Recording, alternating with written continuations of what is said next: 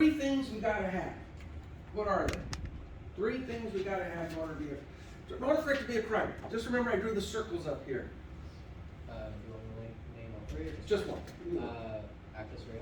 Actus rea. Perfect. What's another one? What else? Mens rea. Those are the two. Actus rea, the actual act. Mens rea, the mind, the intent. So what's the third one? Where they come together. Right in the middle. Go ahead. You're too slow. You're at 10. I know. It's like Concurrence? Concurrence. Hey, shout it out. Concurrence. So if you have an action with no intent, it's not a crime. If you have intent but no action, not a crime.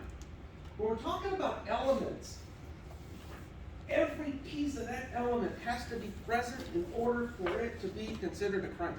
I didn't have to ask, right? I got you. Yeah. You're gonna spoil me, man. And one of these days you're not gonna be. When there. I'm not here, man, what are you gonna do? I don't know. I'm lost. I appreciate it. Okay, so if any part of that element is missing, not a crime. If you're taking HA 101, we really dive deep into the elements of the crime. Here we're just going to talk about it on the surface.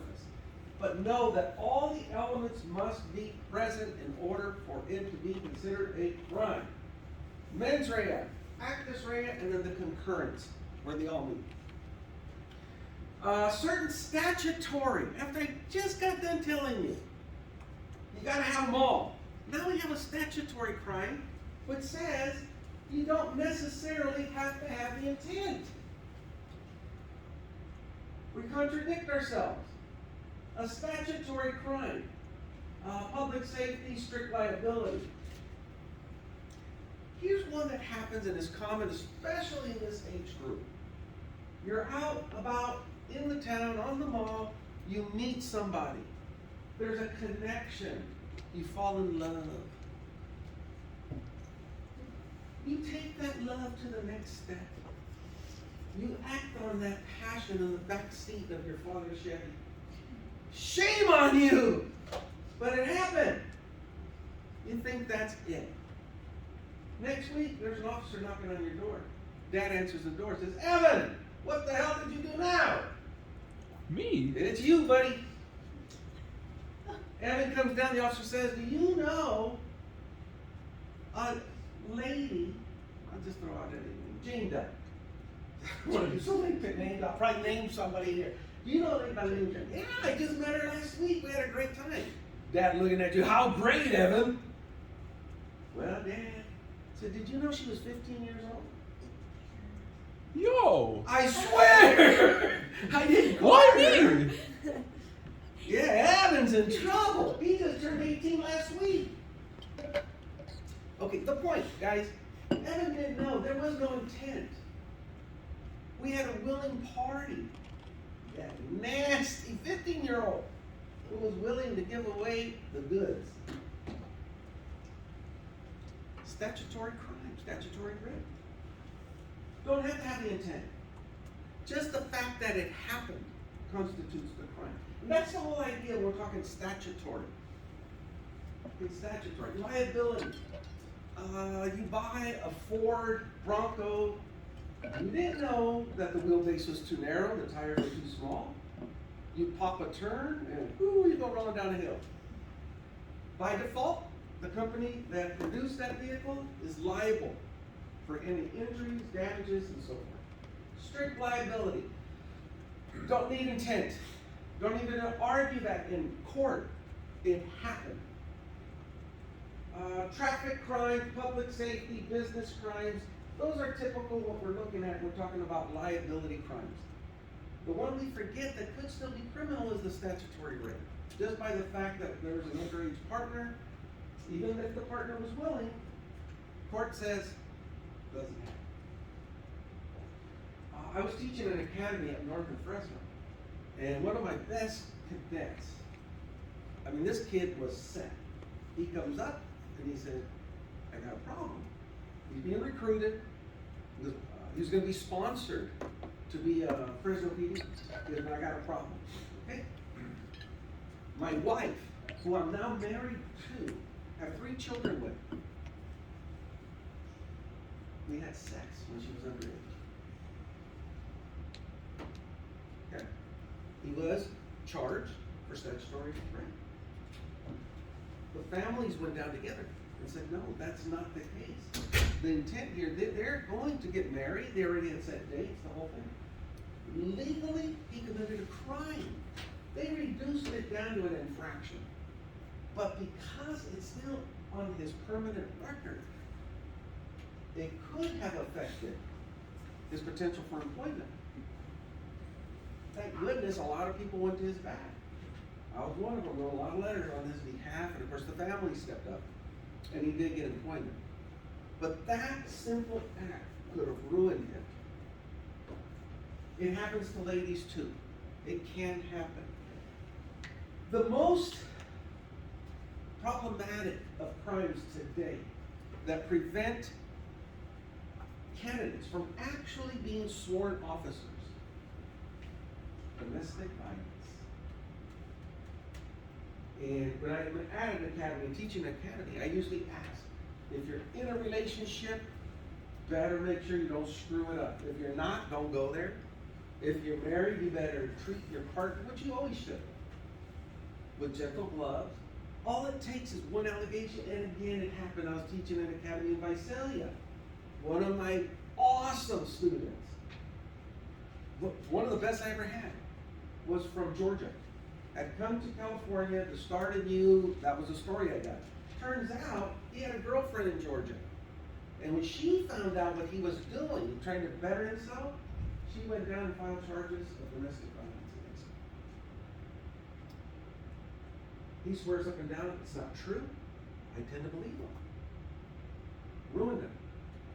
Had to drop him from the class. He had to go back to Georgia, clear his name. Never showed up again. I never saw him again, so I don't know what happened. That's how serious domestic violence allegations are. So please be careful. If your intentions are to be a law enforcement officer, that's scary. Third element needed to prove that a crime was committed is immediate relationship or concurrence of the act with the intent or the result. So the 3 elements: mens rea, actus rea, concurrence. For an act to be considered a crime, the willingness to cause harm must be proved, not motive. Don't confuse with willingness to motive, 2 separate things. And we really don't care about motive, unless you're writing for a TV show. Why would this person, and they always focus on the motive, and in reality we don't care. I mean, we don't. We only care about the facts, the elements of the crime. Motive isn't enough. Willingness to cause, that's the intent. Okay, that's the intent. If we have an act of battery, and we'll pick on guys because guys are dumb, we fight. Okay? That's just the way it is. So 2 guys had a couple of beers. You're looking at my girlfriend, no, I'm not. Things get out of hand, and a fight ensues. 2 participants, equally matched, both willing to engage. Boom, boom, boom, boom, boom. All we have is a fight. One of the participants, because they train a little bit more, in better shape, takes advantage over the other one, gets the advantage, gets him to the ground, now starts pounding. Now we just switched. It's no longer a participant. Started off that way, now it's an active battery. Okay? Willingness. The person on the ground getting the crap beat out of him is no longer willing or even able to participate. The person on top, who has the advantage, that adrenaline's still pumping, is going to get him in trouble. Okay, so willingness.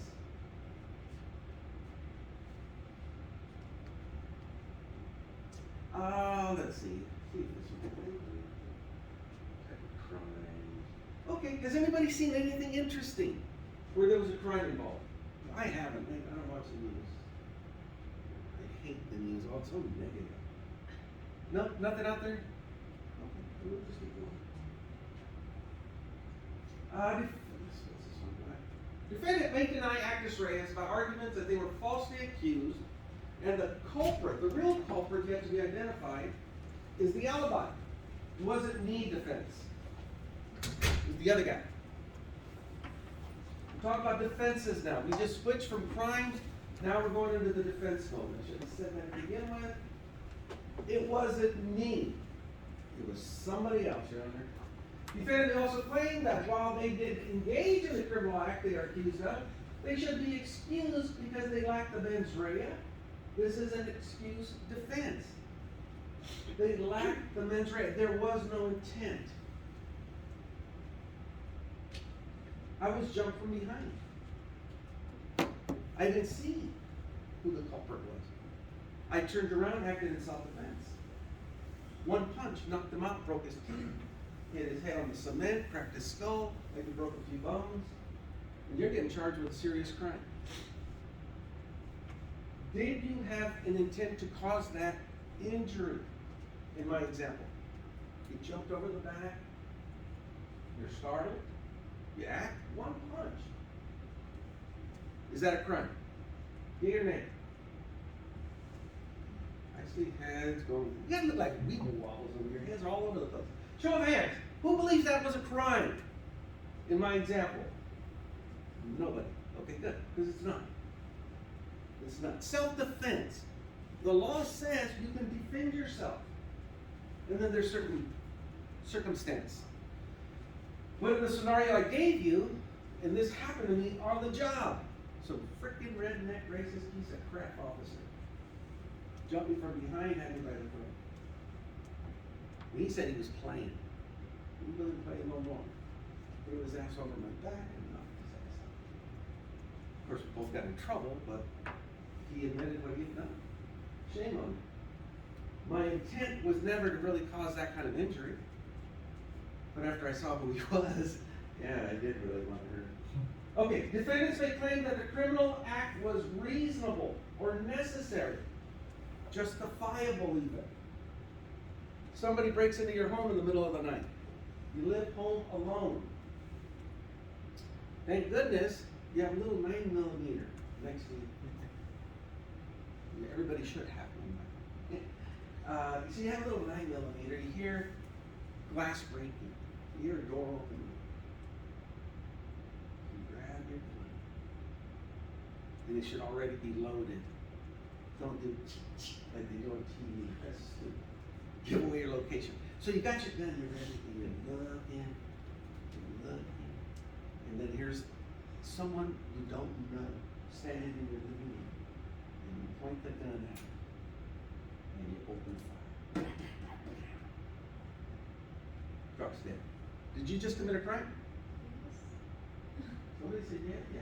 Yes? I mean, I don't think it's a crime, but I think, isn't it in California where you're supposed to give off warnings first? Okay. Before? Give off, and what were you gonna say? Maybe not a crime, give off warnings, what were you thinking? I don't know. But why would you shoot with the intent to kill them? You know, What other intent could there be to shoot somebody? Well, I don't know, shoot. I don't know. Why would to stop them? They probably could have killed him or something. Okay, all good, this, that, what is this I think? I'm just thinking that, like, in that scenario, you could probably, like, give a warning being like, hey, I see you, I have a gun, get out the house, or stay here until the police show up. Okay. But instead, the person immediately opened fire without thinking of anything other else. They believe, and this is the legal language, they were in imminent danger, fear for their safety. So they open fire. One of the questions is, what danger did that person pose? Other than being in your living room, what was the danger? I didn't tell you what they were doing, they were just standing there. Maybe they went in the wrong house. Maybe they were drunk. We don't know. Who said we should ask what they're doing? Is it No, I asked, I'm supposed to do like warnings first. Warning.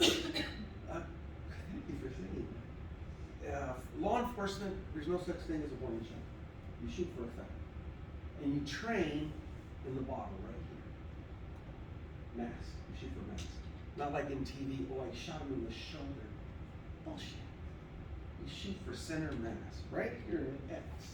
That's how you train. So if you're an officer, your reflexes are to shoot for center mass. But as a civilian, last time you qualified on a range was maybe 10 years ago. That gun's gonna be all over the damn place. Your nerves, the adrenaline, believe me, that gun's all over the place. You'd be lucky if you hit a wall. I mean, that's how bad it is. But for somebody to actually hold steady and put a few rounds into the suspect, that takes a little talent. No, you can't just open fire. Okay? But let's play it a little further. This person is in your living room. You have a flashlight and the gun.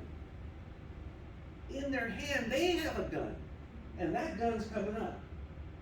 Now you better squeeze that trigger until the chamber's in. You know that you're doing all of this, maybe one of them's gonna hit. Okay, but just keep shooting until you negate the danger. Okay. Same case, flashlight, gun. What are you doing here? Hands are up. Drops a bag. I was gonna rob you. You weren't supposed to be here. Something like that. You could tell them, get down on the ground, which would be stupid. Okay? Now you don't have a cause to shoot. You're not in danger, immediate danger. You could try to call 911, but the best thing to do is get a good ID on who the suspect is. As best a description as you can to come get the hell out of the house. Note where they're wearing gloves. Hopefully they'll leave a bag. Just tell them, leave everything, get the hell out of my house, let the cops take care of it. That's scary. That's a really scary situation. But the law is clear. There must be imminent danger. And the word imminent is in there for your safety. You can't just say, they broke into the house, so I opened fire and killed them. Justifiable, it's not. Justifiable, especially in law enforcement, is a big deal. Officers are required to use force at times. The use or the application of the force has to be justified. They can't just willy-nilly pull out a baton and start beating the crap out of somebody. You know, that's what you do see in the media. You do get some overzealous officers. It does happen. A suspect that is fleeing. We used to have a fleeing felon rule. You could shoot for effect until, I think it was Gardner's case. Officer shot a 15-year-old going over the fence. Killed him. Stupid. He knew who the kid was. He could have picked him up later. But because the fleeing felon rule, you could shoot for effect. Stop a would-be felon. That changed. Can't do it anymore. Okay? Justifiable. There's reasons, there's circumstance. But you gotta be careful. You gotta make sure that they are in fact justified for your actions. Okay? Questions on this? Yeah, it's good information. Excuse. I had a reason to do what I was doing. Duress, that's a good one to get for Hollywood. They kidnap your family, they take the husband who works at the bank, and they, or the wife, doesn't matter, a person, says, clean up the vault, bring me all the money, or you'll never see your family again. You're acting under duress. That is a justifiable defense. An action you would never have done unless you were forced to. Insanity. We talked a little bit about the insanity plea. Hardly ever works, but some people do use it. Intoxication. I've actually seen these idiots. Your Honor, I would never have done that, but I was drunk. I was under the influence, you know, that's an excuse, right? No, you put yourself in that position. So, not a good excuse. Age. Generally, a conclusive presumption of incapacity for a child is 7. And then entrapment. Age, that's something you argue in court. Sometimes there's cases of 12, 13-year-old. Well, they didn't know right from wrong. There's a whole process they go through to establish the level of knowledge of this child, adolescent. So just as a rule, usually 7 is what the court says, but that doesn't mean a 6 or 7-year-old cannot be found culpable of their actions. It's possible. Entrapment is where the law enforcement sets up a sting just to bust you. My wife was on a trial. She was a juror member. up in Kings County. It was, the suspect, the defendant, had purchased narcotics from an undercover officer. Open and shut case. Guilty. So, the case is presented in court. The facts are told to the jury. And my wife has a bunch of questions. She's thinking, wait a minute, this isn't right. The defendant at a casino, Indian casino, playing slot machines, known drug user to the officers. So the officer undercover goes in, and they have videos. That's what got this guy. So they got the videos. You can see the officer approaching the defendant, and there's no sound, but you could see by their body language. There was some conversation going, and the guy keeps going, no, leave me alone, leave me alone. The undercover officer came by 4 or 5 times, right? To the point where this guy finally says, fine. Goes with the undercover cop outside, they open the trunk, he goes to exchange money for drugs, and then they arrest him. Perfect case of entrapment. He didn't want anything to do with them, but he finally conceded because they kept harassing him. The jury, as soon as they got in chambers, my wife said they got in there and said, okay, they didn't even talk about the case. She says, how many hands, sir, guilty? Everybody's hand went up except me. She said, no. She says, I'm not. And of course, in a criminal case, you got a hung jury. It has to be unanimous.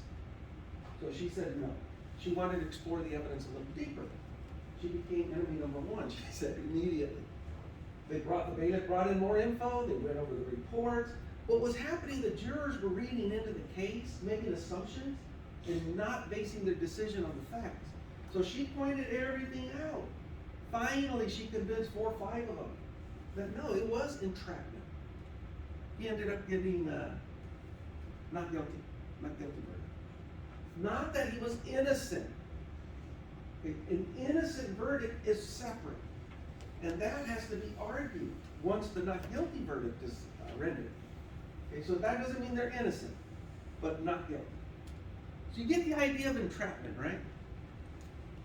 Law enforcement induces someone to do something they won't otherwise do. Justification defense, consent. The type of crime generally in terms of validity of the consent, and then self-defense. So consent, you see this in suicide-aided deaths.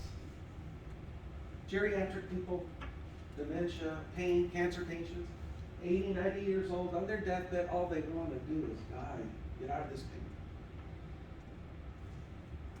It's usually a loved one, and the decision's made, we're going to help. Even though that person's given full consent and wants to die, made it perfectly clear. In California, it's against law. Can't. In Oregon, they do have a right to die type of law, but not here. Okay, self-defense or defense of others should be in there. Must prove that acted with reasonable belief, imminent danger, death or harm, and no reasonable means of escape. There's another one, the right to defend the castle, I think it is. That's your home. But let's say we're here at the school, out there in the courtyard. And pick on you, you're a big guy. And you're picking on Elijah. Okay? You don't know he's a bad 10-degree black belt. Okay, but you don't know that. Something happens, you guys are arguing. Elijah keeps saying, I want nothing to do with it. Until his back literally up against the glass down there. Now, he's faced either defend myself or I'm going to get hurt. So he does. And he hurts Raven. Hurts him. Pretty bad. Didn't intend to, because it was just a few strikes. But he knew where to place those strikes. Now we get to court. Is Elijah guilty of battery? Would self-defense be applicable given the circumstance? Most likely, yeah. He's just defending. He didn't go overboard. Once he eliminated the threat, subdued the threat, he backed off. He had no extras, no nothing. Subdued the threat, backed off. But the damage was done. But when the police show up, you can tell them exactly what happened. And we got witnesses that can attest. that's self-defense. Questions? Necessity, and then of course law enforcement. When a crime was committed under extreme circumstances, cannot be avoided. There was, and this is a true story. And for some reason, I think it was some professional ball players had rented a boat out on the East Coast, had gone out to sea, were involved in a pretty horrific accident, the weather turned, and the boat wouldn't hold the number of people in the boat. And so between them, they decided somebody got to go overboard. Somebody's going to die. Out of necessity, to save the lives of the whole, one person had to be sacrificed. And I wish I could tell you more details because it's really vague. It doesn't happen that often. But the goal, the point is that under extreme circumstance, in order to save 5, 6 lives, one had to be sacrificed. That would be necessity. An example, okay? Law enforcement, crime committed in the line of first responder occupation. Okay, guys, I'm not here to tell you cops are the best things in sliced bread, they don't make mistakes. No. So if it comes across that way, I apologize, because that's not my intent. They're fallible, they're human, they do make mistakes, it happens. However, the intent is not to cause harm, but it does happen. During the course of their duties, trying to apprehend a suspect, say it's a burglar fleeing from the scene of a crime, and the officer can see the storekeeper coming out, stop him, happens to be on the sidewalk, and here comes the suspect. So he takes him, grabs him by the throat, the officer does a leg sweep, plants him to the ground, rolls him over, cuffs him up. In doing so, broke his nose, busted some teeth. That's a very violent technique. Effective as hell, but violent. Cuffed him up. Significant injury sustained.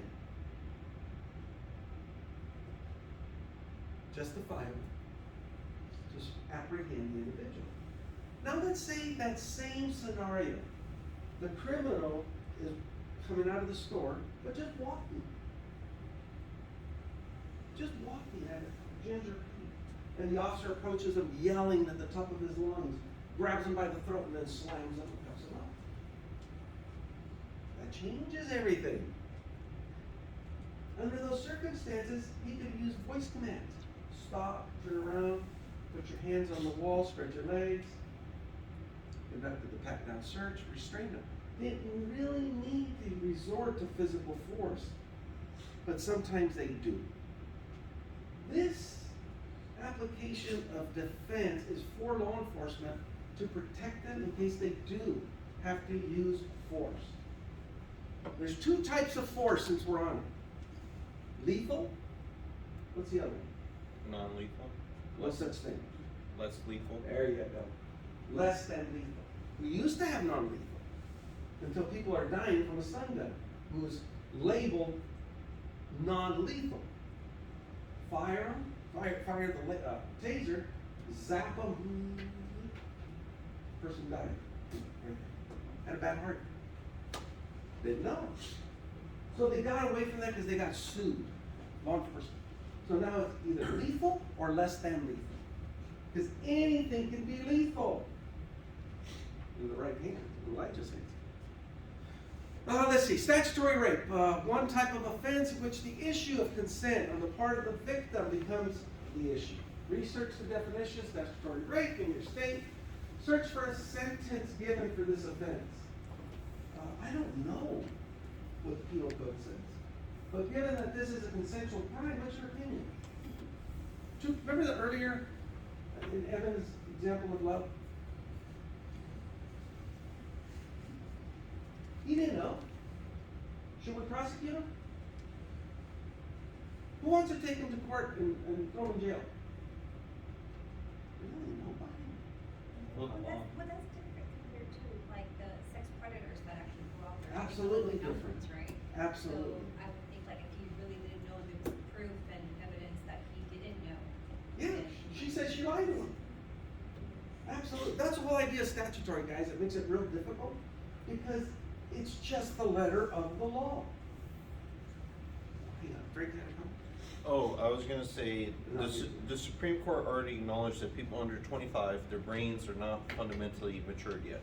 To Okay. start with that, the state also has an interest in preserving the stability of society. Sure. So, if I'm the state and I'm acknowledging that people under the age of 25 or even 18 are highly risk because they don't appreciate their responsibilities, the society, they have a whole bunch of hallmark factors of youthfulness. Okay. And because of these, as a state, it's a good interest to protect these people. So And, you're taking them to court, you're gonna prosecute them? well, I'm just playing devil's advocate. Right, but I For wanna know the what state. you wanna do. You're the DA in this case, what are you gonna do with him? If there's a, let's say a 19-year-old and a 17-year-old. He just turned 18 and she was 15. But she looked 18. Okay, and she told Evan, because he was worried about it, he goes, are you at least 18? She says, oh yeah, honey, I'm 18. Evan don't give a damn. He says, oh yeah, you're 18. Good job, Evan. Okay, so what are you going to do? Listen, You're good the job. DA. I would exercise a more, like a flex, I think some states adopted like a 2-year range or something, like a year range, so. That's why I went to 15 instead of 16. Yeah, isn't it like Romeo? So I Yeah. think Exactly. a 1.5 to 2 year range to me is So are you reasonable. gonna prosecute him? Yeah, if it's It's over, tough. if it's over the 2-year range, I would.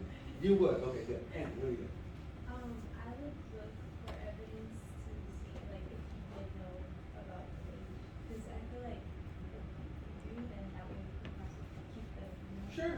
Like if she would have said, oh, I'm only 15, and he went ahead anyway. I didn't think it was gonna get this bad, sorry, buddy. But no, she lied and told him she was 18. He's not gonna check her ID. Or should we?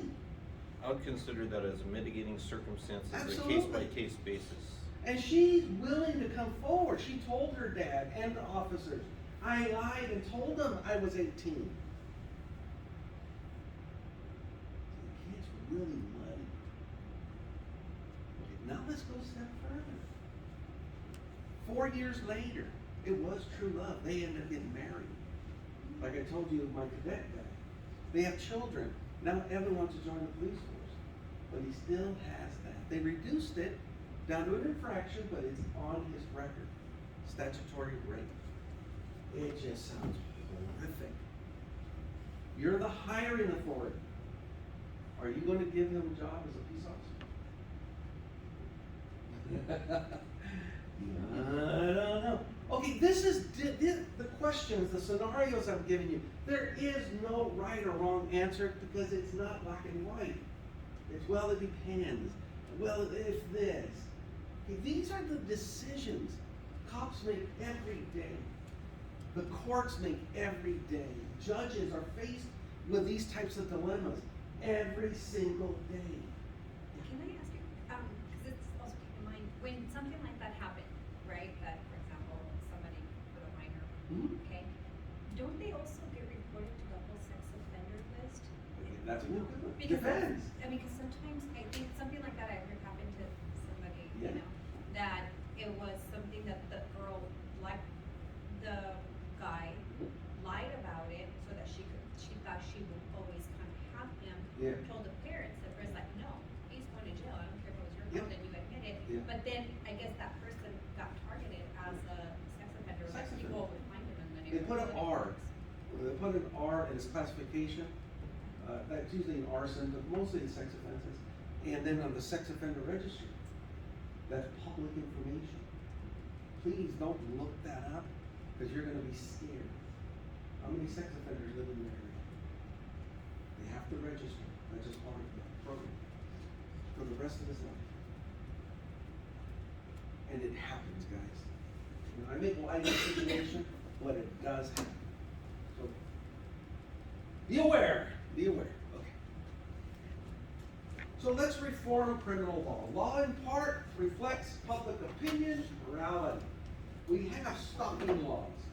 especially now with the media, social media. It's not just somebody peeking through a bush, looking in your windows, following you everywhere you go. Stalking now is more prevalent in the virtual world. Prohibiting assisted suicide. We talked about that. All right, touched upon it. How many of you think, just a show of hands real quick, how many of you think assisted suicide should be allowed in California? Okay, just a handful. Okay, good. Good, thank you. Just a little less than half. How many of you have had a dog, a cat, a loved pet that you adored, that got old and you had to put down? About the same amount of people, more. Did you put your pet down out of hatred or out of love? It's kind. It was an act of kindness. Because they got to that age. They were suffering. You took them out of that suffering. The hardest thing I had to do. But yet you can't do that for a loved one. That's again the argument that I have with just about everything. If we're going to say it's okay under these circumstances, why is it not okay under these circumstances? Registered sex offenders, we talked about, clarifying rape, controlling technology, protecting the environment, legalizing marijuana, and of course terrorism. These are some of the issues faced today that's driving us crazy. Gotta protect the environment. Gotta protect our resources. It's the only earth we have. But to what extent? You guys are probably too young to remember the spotted owl. Up north, Northern California, Oregon, devastated the communities, bankrupt towns, environmentalists did, to protect the spotted owl, because that was their habitat. And the lumber companies were wiping out the habitat, and therefore wiping out a species. So they had to protect the owl. The cause was okay. The outcome was ridiculous. Years after protecting this owl, turns out they were wrong. That owl has homes all over the place, not just there. Yeah, we can make fun now, but damn, it ruined people. They lost businesses, homes. So protecting the environment is a good idea.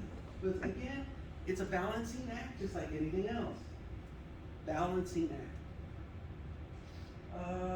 Marijuana, we know it's legal for now. That could always change. And then terrorism, it's not just simple, oh, I think there's a bomb in a bag. It's a lot more deviant than that. Attacking our economy, virtually, would ruin a nation. So we gotta figure out ways to protect ourselves so we can be stable. Laws in part reflect public opinion, morality. And public opinion changes from generation to generation. Is there a current law that you would eliminate because you don't believe it reflects current public opinion or morality? And is there a law you would add that doesn't currently exist? So just consider where we live today, and if you had the power to put a law into effect, what would it read like? What issue would you address? What's up about into this? What's that? Pornography. Okay.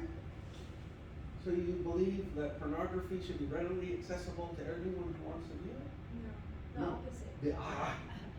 Damn. So it shouldn't be.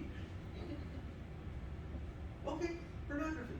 But it wouldn't reflect current public opinion, but I think that it should, because of everything that it entails, the sex trafficking and, Yeah. The underworld. Right. Yeah. How many, no, there's a good question. How many of you have Facebook? Facebook, right? Where you guys look at it? The Facebook thing, right? No, but you don't? No, you don't use Facebook? Really? I thought everybody's hands were gonna go. I like Facebook. I like the videos of that lady in the jungle, and she cuts the bamboos, and then she builds these huts. Very creative. There's about 2 or 3 of them. And of course I keep track of my kids, what they're doing. I'm watching these videos or going through, looking at pictures of my kids, and these infomercials or commercials come up. Just yesterday, one came up. How are they getting this? Right on what you're saying. Pornographic. They were promoting some kind of sexual aid or medication. But what they showed, wow. I've only seen it one time. It is wrong. There's a lot of things I don't agree with, but we could start there, make a law against that. Any other laws? Anything you can possibly think of, like the speed limit. Andy's hand and then Rick, go ahead. Abortion. Abortion, okay, you're for it or against it? I'm for it. For it, so we need to go back to let women have the choice? Yep. Okay, good. Rick, what do you do? I'll do a administrative law changing the burden of proof for lifers at board hearings from the Okay. preponderance of evidence to the some evidence standard Uh-huh. to the substantial evidence standard. The some At board evidence hearings. standard is the lowest standard, Yeah. a scintilla of evidence to the substantial. Specifically board hearings though, right?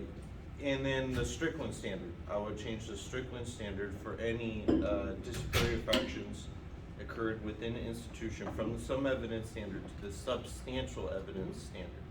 They kind of lean, there's something very specific to prison environment, and they kind of went to that right around 2000. You think it's bad now? You should have seen what it was like then.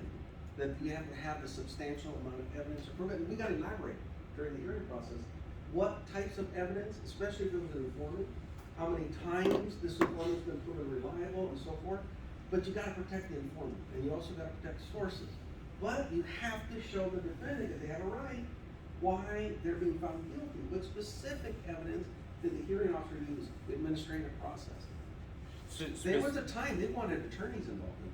Yeah. Specifically, to address concerns of officers just saying that they smelt an odor of Pruno and just writing a report just on the basic fact of the smell. They have to find the proof. The substantial evidence standard would shift to like more documentary evidence such as videos, pictures, and create a more stable record where inmates would have the more due process. And the state would have a clearer record of guilty proceedings. After Tucson, okay, back in the 70s, about 78, 79, once Tucson became law, it changed everything, and it's kind of going that way. Okay, we'll leave that one alone because that specializes in a specific environment. Any other law, other than affecting prison environment? The speed limit, you guys are okay with that? More lenient laws. Gun laws, good. Or strict, either more lenient or strict if you oppose them. Yeah. To make an extension for 18-year-olds that are in the military to purchase tobacco. And consume alcohol. I never agreed with that. I would not say alcohol. I'd say Well, I would. If you're asking an 18-year-old kid to give up their life in military to protect the country, and you're telling them they can't have a beer or smoke a cigarette, I didn't know that. Yeah, they're not. That's so ridiculous. Remember I'm telling you guys, I want to keep everything uniform. So make the age limit 21 instead of 18. 18 years old, these kids, you still really are trying to find your way in life. And that's the whole reason the military wants an 18-year-old kid, so they can be more easily molded. The 21-year-old, their minds have a little more experience, it's a little tougher game. Yeah. Curbside food programs, like, instead of growing grass and stuff, I would write laws so that people could grow food, or it could be established that like food could be grown instead of wasteful. Yeah. How about golf courses if we're talking wasteful? Golf courses. Talk about a waste of real estate. And all of them. Yeah. They fight for it, yeah. We're sitting here conserving water to the last drop. Go to a golf course. Sprinklers running everywhere. If you got the gold, you make the rules, right? Okay, good. Procedure. The law of criminal procedure consists of rules and process or procedure that govern pretrial processes of criminal suspects and the conduct during these trials. Main source of procedural law is the Constitution, specifically the amendments. collectively known as bill of rights. Procedure, you have a right to counsel. You have the right to confront your accuser. Call witnesses. Okay, that's all in the Constitution. Judicial interpretation. Of primary concern, 4th, 5th, 6th, 8th Amendments limit and control the manner in which federal government operates the justice system. The 14th Amendment applies these rights to the local governments, state and local.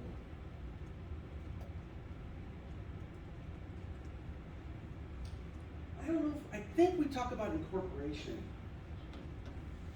If not in this chapter, it's coming up. Incorporation talks about how the federal constitution applies to a nation, not the specific states.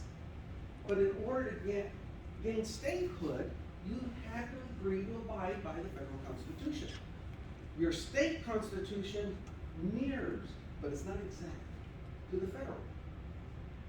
There was a few cases, and it had to do with search and seizure, where the feds were very clear on certain process, but the state constitution wasn't.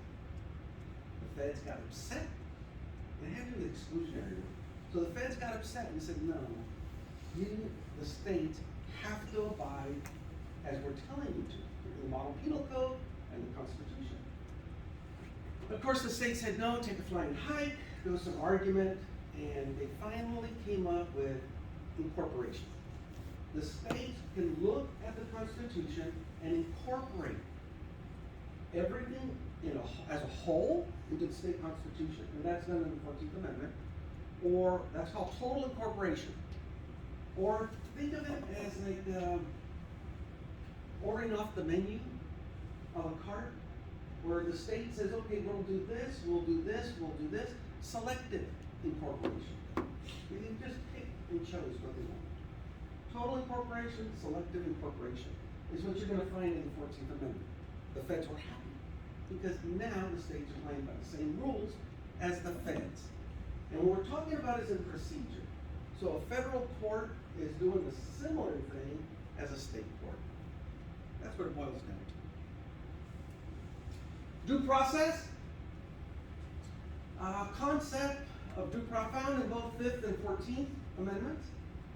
Been used to evaluate the constitutionality of legal statute and to set standards and guidelines for fair process in the judicial system.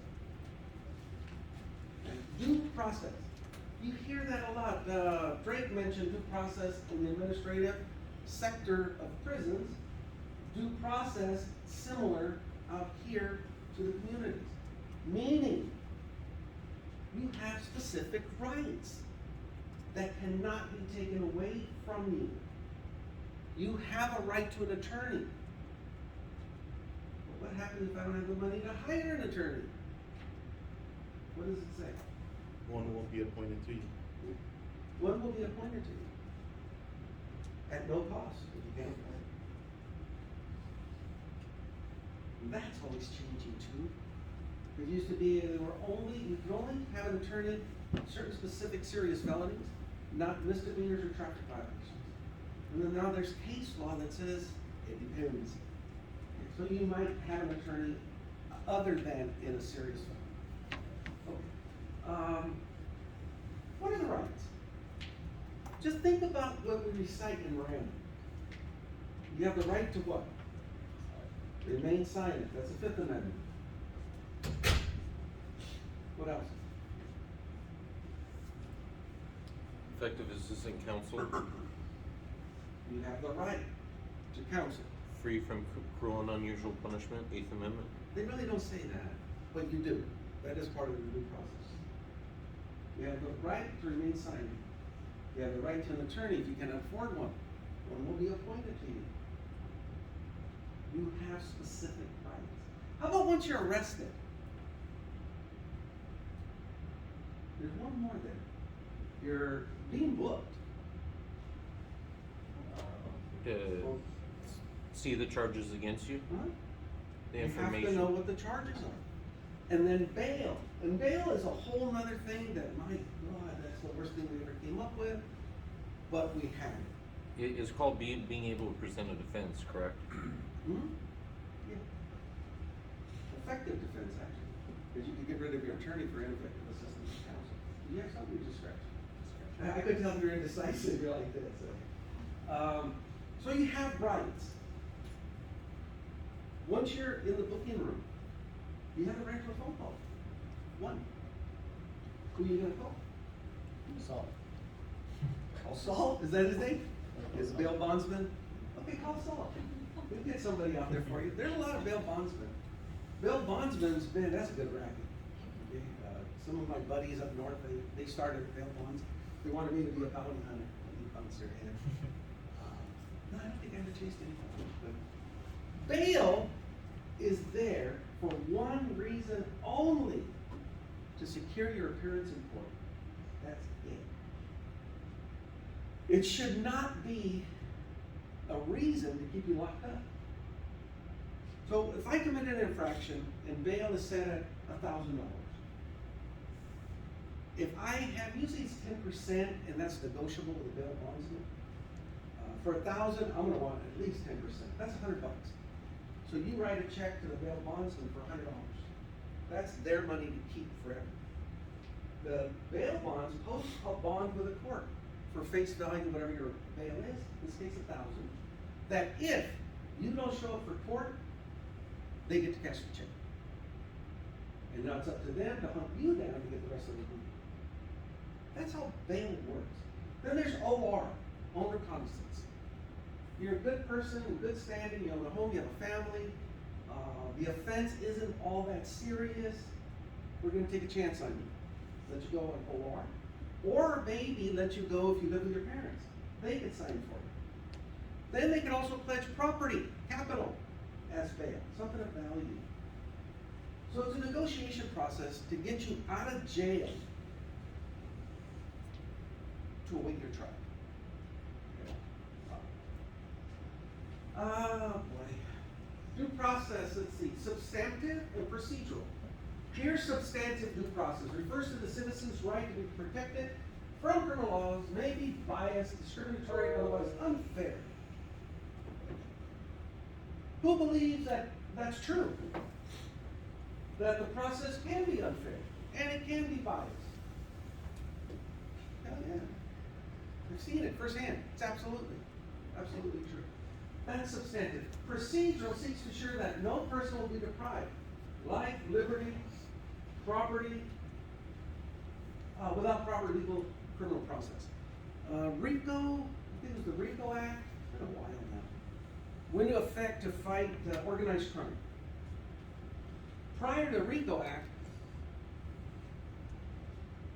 a mobster or someone in organized crime could actually profit from their criminal activities. I'm found guilty of trafficking, stolen property, we got millions of dollars.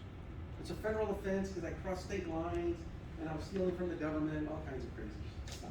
I had a whole network of people working for me. So they finally pinpoint me, they found me, they arrest me. First thing they're gonna do is seize my bank accounts, property that's under my name, anything they could take. That hurt. That was made legal under RICO. Where before all they could do was arrest me, I'd post bail, I'm usually back out again. That really stung the criminal organizations. They got smarter and they're doing other things. We're talking procedural. Questions about anything up here now? Keep going. Oh, good. I was hoping to get you guys a little bit early. This is the last